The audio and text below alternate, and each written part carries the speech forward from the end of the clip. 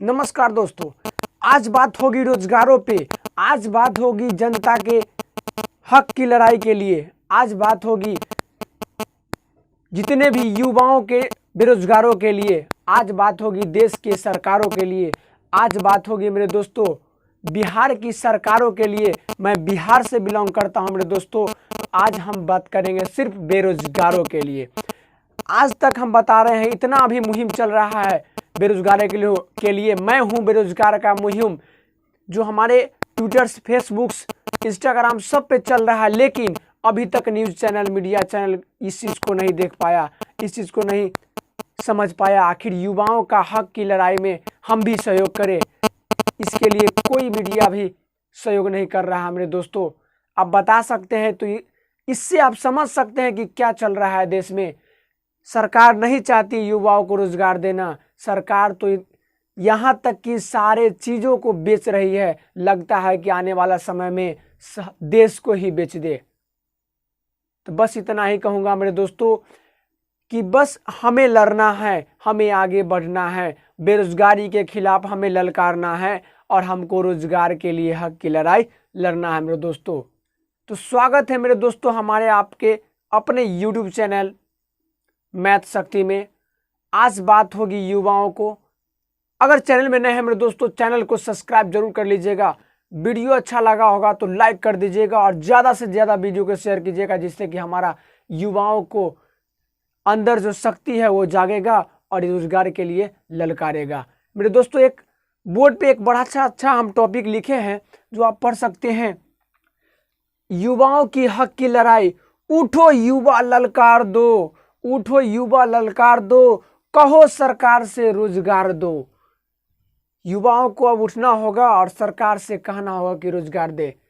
ये कैंपेन जो अभी चलाया जा रहा है युवाओं को बेरोजगारों के लिए हक की, इसमें आप ज़्यादा से ज़्यादा सहयोग कीजिए, मुहिम कीजिए। बस कुछ नहीं करना है। आने वाले 5 सितंबर को 10 करोड़ों में एक दिन में 10 करोड़ ट्वीट्स हमको चाहिए, जो कि जनता जो है ट्वीट्स करेगा। ट्विटर्स पे ट्वीट कीजिए, उसके बाद ही तो हमको हमारा जो है इसका हक की लड़ाई है। बस 5 सितंबर 2020 को #SpeakUp4SSC रेलवे स्टूडेंट्स ट्वीट कर देना है। जब तक मेरा हम लोग जो है ये आंदोलन डिजिटल आंदोलन कर रहे हैं। डिजिटल आंदोलन जो हमारे देश में लगभग बहुत ही सफल रहा है। हमें धरना डिजिटल करना है। कोरोना का देखते हुए भी इस चीज़ को, मुहिम को फैलाना है। कोरोना अभी जो है देश में संकट पर भी छाया है, लेकिन इसको देखते हुए हमें इसमें युवाओं को भी बेरोजगार के लिए लड़ना होगा मेरे दोस्तों। तो आज बात करेंगे हम अपने सरकार पे, आज बात करेंगे हम अपने युवाओं पे।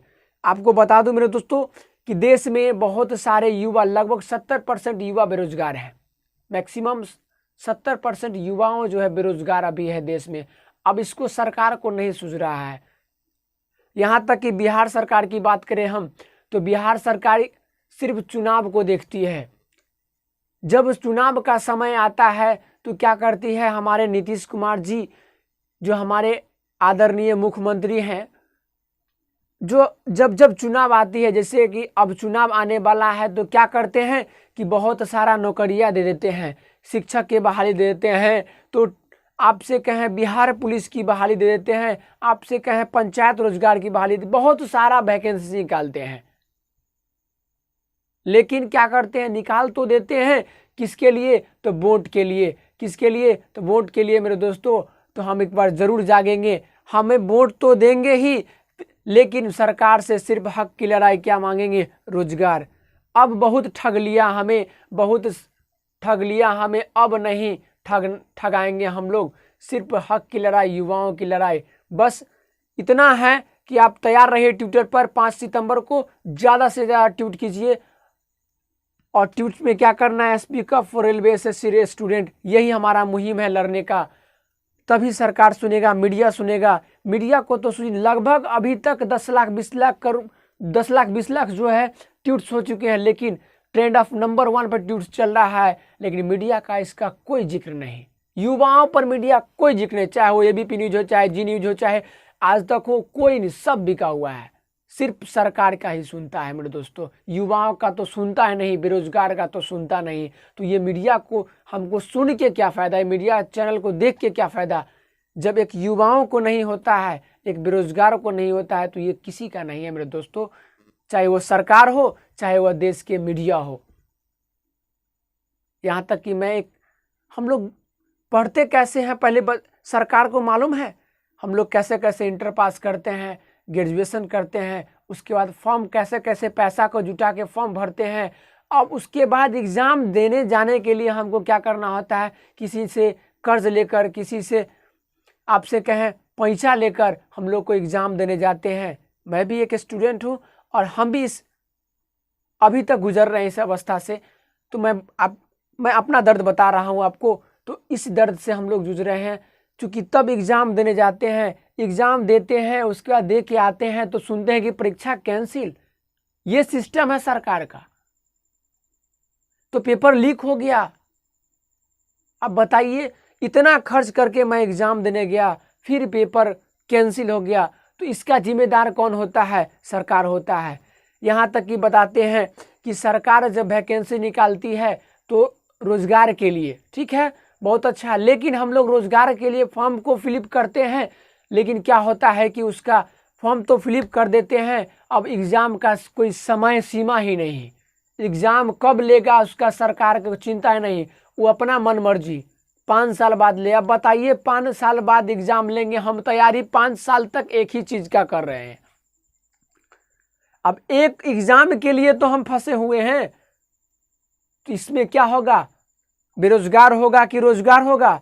सबसे ज़्यादा बेरोजगार होगा, क्योंकि एक काम में फंसा हुआ है, दूसरा काम तो होगा नहीं। स्टूडेंट, छात्र, युवाओं जो एक ही पर अड़ा हुआ है, तैयारी करते हैं कि अब एग्ज़ाम होगा, अब एग्ज़ाम होगा, एग्ज़ाम का कोई पता ही नहीं चल रहा है। बिहार सरकार की बात करते हैं, बीएसएससी का एग्ज़ाम हमने दिया था, हम खुद 2012 में जो है मैट्रिक या इंटर 14 में किया था, तो इंटर किया था तो वैकेंसी आ गई थी, अब मेरा 18 ईयर्स पूरा हुआ था, तो मैंने उसको भर दिया। जब भर दिया तो मैं सोचा कि अब एग्ज़ाम होगा, तो ये 2 साल बाद इसका एग्ज़ाम हुआ, और एग्ज़ाम जब 2 साल बाद एग्ज़ाम हुआ मेरे दोस्तों, तो मैं एग्ज़ाम देकर बहुत दूर से आया, खर्च भी हुआ बहुत सारा पैसा उसमें, लगभग हमारा उस समय खर्चा हुआ था 1000 रुपये करीब, गए थे एग्ज़ाम देने तो खर्च हुआ था, और किसी से मांग कर हमने गया था।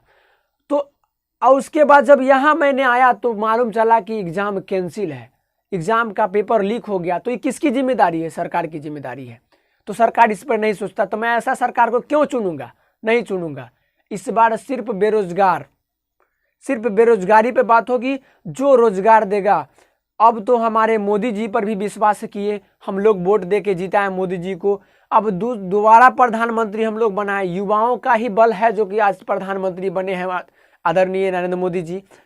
अगर वो युवाओं का चर्चा नहीं करते हैं, मन की बात तो कर लेते हैं, आज तक उस मन की बात में युवाओं का चर्चा नहीं हुआ, बेरोजगारी पर चर्चा होना, परीक्षाएं पर चर्चा नहीं हुआ। अब बताइए क्या देश आगे बढ़ेगा?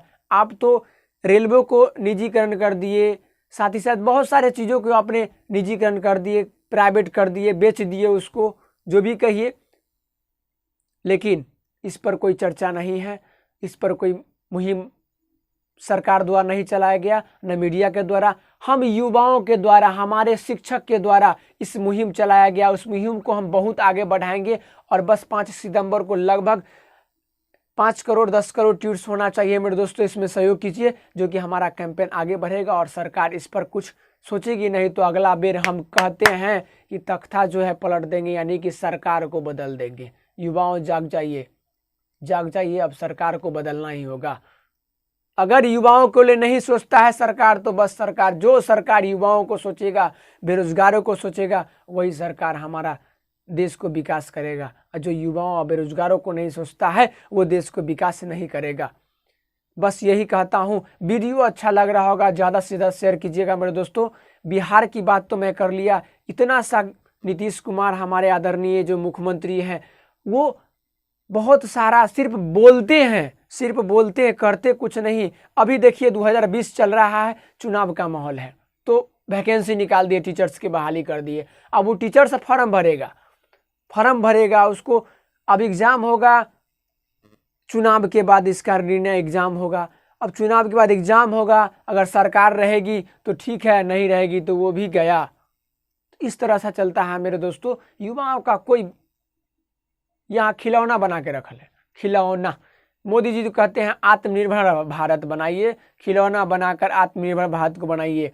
अब बताइए हम खिलौना बनाए, क्या आत्मनिर्भर भारत बनाए हम? आप देख ही नहीं रहे बेरोजगारों को, तो कैसे बनाए? आप सोचते नहीं है बेरोजगारी पे, आप चर्चा नहीं करते बेरोजगारी पे, तो कैसे हम बने? बस यही मुहिम है। एक बार और मैं आपके साथ कुछ बोल रहा हूँ शायरी, आप ध्यान से उसको देखिएगा, बहुत ही अच्छा लाइन्स है, मैंने लिखा हूं।